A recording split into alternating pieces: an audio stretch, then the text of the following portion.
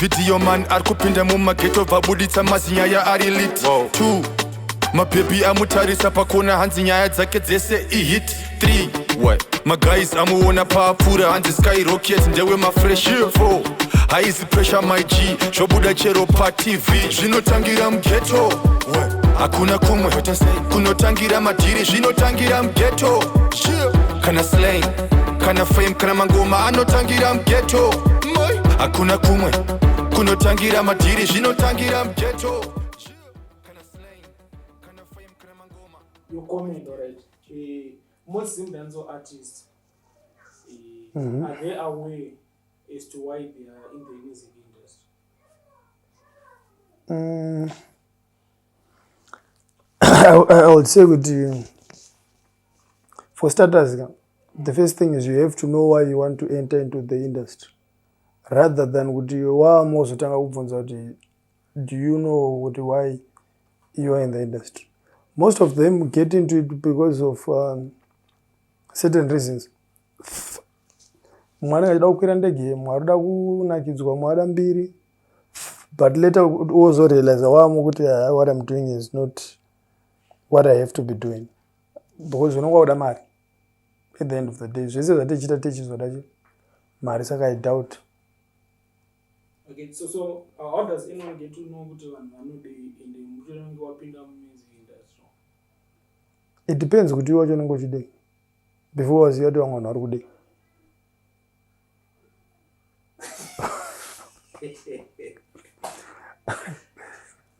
Saka isiri kutobvuma kana kuti zvitori setting kuti ayo mangoma ndofanira kusvika ndichitotuka or ukatedzera vamwe manje unosara. It's all about kuti iwewe ukuda kuita nezvei. Mumwe anogona kupinda achida imba zvechechi, mumwe ada kutuka, mumwe ada kunakidzwa, zvinongosiyana. Because sisemi kudaro kana kuti mimapromota ndimunoza maartist amunoza kuti ninge anodhonza crowd. How does someone get to understand that munyowani auya and wants to be that big? Anowana kutagita zvinhu zvakaita sei music yake? Hard work. Chat. Nothing else. Nothing else. Hard work. It's just hard work. Unoshanda nesimba kabati zvori kuimba zvibowa. Ukashanda nesimba uchimba zviri kubowa usi kushanda nesimba. Uri kubowa nesimba.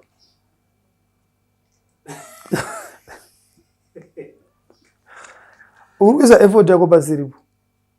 Saka unosiyana kuti munhu ari kudiridza dombo for 5 years nemunhu ari kudiridza muti for 5 years. Zvakatosiyana. Uri kusukuza zvauri. Usiziva zvauri kuita. Penda umbofa wakawana anything from it. Okay. Alright.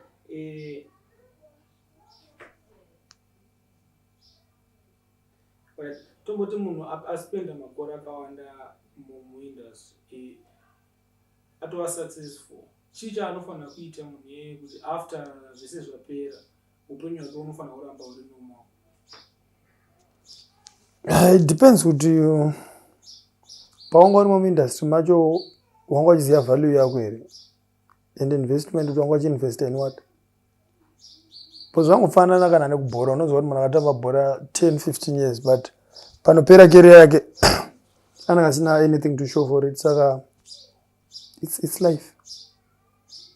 But zvoitwa sei because story is like the same old song yatogara tichingonzodza ninge ada kubatsirwa ninge azodai. Chii chinonyatsonetsa pamamisician ndimunoshanda nawo closely? Ndozati kuti we cannot stereotype kuti mamusicians chete. Vari kuvanhu vakawanda vebhora zviri kuitika, kuboxing zvinoitika, every sport zvinoitika zvinhu izvozvo, mabasa akawanda zvinhu izvozvo zvinoita sei zvinoitika. Saka hapana kwazvisiri. It's all about kuti uri kuziva zvauri kuita here. So you're saying we're narrowing it out to my individuals. Yeah. But ngatibatsirane sema-artists, alright. Zvoitwa sei alright munhu akwanise kunge ave nepfungwa idzodzo kuti ramangwana rangu ndofanira kurirongera? Zvakuda kuti uri kutora music yacho sebusiness here kana kuti ungotora ungoti ndiri kunakidzwa. Kana uri kunakidzwa unongonakidzwa zvopera. But kana riri business then une zvimwe zvaunotoexpecta nezvaunofanira uchiita uchiziva kuti ndofanira pandosvika pakati ndofanira ndadai. You'll be surprised kuti maartist akawanda hatori neequipment yake, saka hapana chatokwanisa kutotanga kutaura newe ipapo because uda kunoridza but hauna chekuridzisa chacho, saka uri kuite hapana. Wamufana nemurimi asina badza woti mvura yakunayo unokumbira kunext door, it doesn't make sense. Okay, so vanofana kuva equipped pabasa. Haungazviti uri photographer usina kamera, hazvishande. Saka ndo panototangira kubva kurongeka kwako ipapo. Alright, you're from your experience, can you tell us more about the business side of music? Business side of music is you must know your value as an artist. But how do you get to know I'm worth this much? Like I said, kuti vanhu ava vamwe vacho vakuzo-overrata zvakuti inini I'm now worth 3,000, I'm now worth 2,000. But ukona iwewe wega uri one, ukambozviitira kana show yako iwe wobata dhoo rako wega, vanhu vopinda utonati ndapinza vanhu 20 because numbers don't lie. Ndo value yako iwe. Kwete zoti waita show bva waona wadedzwa pashow pane big artist obva usikuti saka inini ndauda kuchaja 5,000 because kwakuina vanhu hausiri wewo waunganzwa neyo.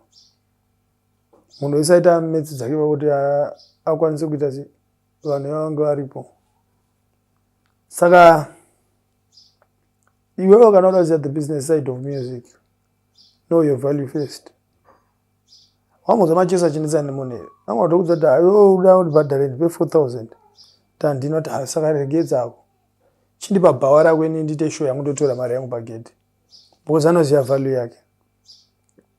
Because andoziva kuti iwe ukampa 4,000 pamwe pagedhi angachitotora 6,000. Ndipo anozotora mari yake yotanga kuinvesta, kutenga zvinhu, kutenga maproperties akuita sei. Bimoti uyu mudhara anenge akaromba nemushonga maya akarongeka. Ndo chinjirisa icho chete. So it's hard for a partner to understand that value. It's not hard, but they just overlook it. That's what kana kuna America unonzi Michael Jackson akatengesa album rake rakasela platinum, album rake rakaita masales akati. Izvozvo zvinowedzera value pauri iwo. Alright, ine ndiri one ndinonganza vanhu ndiri mafollowers anokuti ndikataura ndikubudisa song vanomirira vangani. That also determines your value. That also determines kuti work rate yako ifa kukwira here, ufa uramba wakamaintaina pauri here or whatever. Because you cannot say kuti uruda 4,000 uda kana 200, alright, tokupa bhawa mamapinda vanhu 20 nema$2. Value yako ipapo imari it's obvious haisvike $40 yabhadharwa because hausiri wega udakupiwa mari ipapo. Sa value yako inenge tori kana $10, $3 ikoko because hauna value yacho. Saka iwe ukazongofamba mari ino ukatanga kunzi wakapenga ubva funga kuti topenga hausati wapenga. Tiri panyaya yevalue, pane nyaya inogara ichitaurwa ichinzi unowanhu vanorira paFacebook, vanhu vavo paground hanzi zvinenge zvakavaomera. Munoti kudii nazvo? Social media inokupa pressure. Iye zvinhu zvizipo. That's why uchiona kune maartist anoita anenge gona kunge aine kana Facebook page rekuti anenge aine vanhu kana 3,000 mafollowers kana 300,000 mafollowers. Asi akaita dance harizadzika apinda kana 100. Why? Because Facebook inoshandiswa nemunhu wese worldwide. Mumwe ari kutokulaika ari kana kuRussia uko kwekuti haakwanise kuuya kuno kuzokuona. Saka chinhu what's of paramount importance is background. Gadzira background first. Unatsoona kuti zveshuwa zvinhu zvangu zviri kubuda. Because background unogona kunge na 5. Uenda paFacebook ubona ndina 10,000. Kuti uchibalansisa mafigures yawo manje vantochati iwe zvokufamba sei. Kuti munhu azvibalansisa chiti anofanira kuita manje kuti zvibalanse because like you're saying kuti hazvisi kumeka sense kuti background une vanhu 3 pafacebook une vanhu 200,000. That's why uri kuona kuti vanhu vakawanda anogona kubhukwa kana one show obva tosiyiwa akadaro, hamuchafa makamuona futi papost or anyway zvavharana. Why? Because pamwe munhu ane song waaniri kurira yarira song yayo munobva ngonoto reka ndingobhuka show nemufana tite dhanzi rogona kuzara abhuka show yayo obva wana show iri kupinda on 10 nema $3, that's $30. apa wabhadhara artist ngatiboti 200 maposter, security, PA system zvese zvinowauto kana 3-4,000. Sa munhu akadaro unomuda futi uchimudii ilosi. So you sema-promoter, so you don't consider anyone kuti munhu apisa pafacebook? Do you consider that? Facebook ine manumbers ayo epafacebook. Mustreet mune zvamo zvemustreet, paground pane zvapo zvinobuda combined macho kuti Facebook iyaya paground nemastreets nepaground. What do you consider mostly kuti muda kubhuka tomboti takuisa poster redu ra 25 December 31 December, what do you consider that this person should be pa poster redu ra 31 December? Consider pa street manumbers emstreet haanyebi, manumbers epa street haanyebi. Facebook tukunyebera? Facebook kunyeba. Facebook mwe munhu angononga achitotaipa achitokuti chundu rako rakapenga akagara zvake muchechi kuti hatikuita dhanzo tikuuya kuko rasta tikuuya apa munhu ari kuCape Town hatorina kana mari yebhasi kuti asvike kunoko. Wandabuditsa imwe ngoma mangwana makuseni kuti hai yakapenga munhu ataura izvozvo ari kuEngland haasi paground. So apa blaze wavunisa imwe nyaya kune masongs anoita number 1 paredio, like number 1 on macharts, but kuri kudance song yawins ndozvandiri kuti mangoma ratoziva izvozvo ndokusiti ngoma kana kustoda tu ndozvanditaura zvokuti pane manumbers epafacebook poita zvinhu zviri kudiwa paground mumastreets zvakatosiyana. Pososonga kwanoita number 1 kana for 5 weeks paredio anditi, but poita mwe munhu ane song yake isimo haitori iri muredio macho, but ukangotena pakona chitokunzwa ndoiri kurira kutena apa ndoiri kurira kutena apa ndoiri kurira safai kuti unozoshaya kuti iwe uyu sei achiita mari uyu kupfuura uyu ari kurira paredio uyu ari kurira pane vanhu vacho vari kubuditsa mari yekuti awane mari immediately, uyu anozomirira maroyalties and what ndozvikwake handiri kuona. Saka ifaindi kuti that's why chona madhanzi aita kunge isiri ngoma madhanzi ekuti gore rese munhu wese anenge atomirira kuti tikuenda kugomba ende dangonosiya ndauraya. Ndo madhanzi akasumudza vanhu vakawanda. It's either they make you or they break you.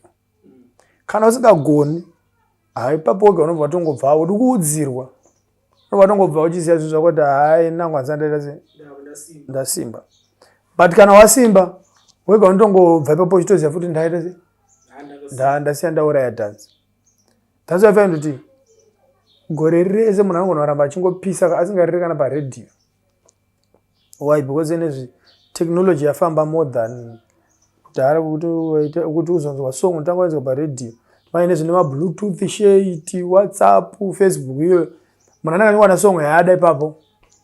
Sazvode redio yacho inoteerwa nani kwenezvo ariko redio kungosanganidzanwa nayo pana panhapo, but ukatoteerera majority yavanhu vakapfeka maearphones muroad hapana kuteerera station mangoma kana masong akaruto zvatosiyana. Sawana munhu yeye anenge atori neimwe observation yake kuti yatosiyana nezvamuri kufunga neredio yenyu, because paredio munhu ari kuridza song munhu 1 ada kuridzira vanhu almost nganiboti 3 or 4 million kuti vanzwe song yaari kuridza yeye, but ukana mustreet ukataza kuti makombi especially makombi played a pivotal role pakupusha mangoma. because kuti kuona ngoma ramunhu raakurira mukombi wapinda munhu iye anenge apinda posatamanotiwo ngoma rako rinorohwa kubva kumbari unobata tonas robva rarohwa kubva tonas kuenda kumabvuku rohwa kubva kumabvuku rakananga kuruho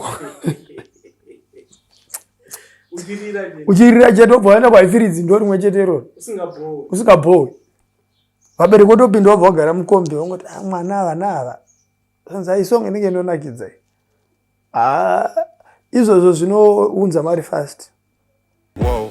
Zimdancehall stories ekuratidza ma true stories but wakadhisa chikwata muvengi wangu you go die broke zvinotangira mughetto hakuna kumwe kunotangira madhiri zvinotangira mughetto kana slang kana fame kana mangoma anotangira mughetto hakuna kumwe kunotangira madhiri zvinotangira mughetto kana slang kana fame kana mangoma one video man arikupinda mumaghetto vabuditsa mazinyaya ari lit 2 mabhebi amutarisa pakona hanzi nyaya dzake dzese ihit 3 maguys amuona paapfuura hanzi skyrocket ndewe mafresh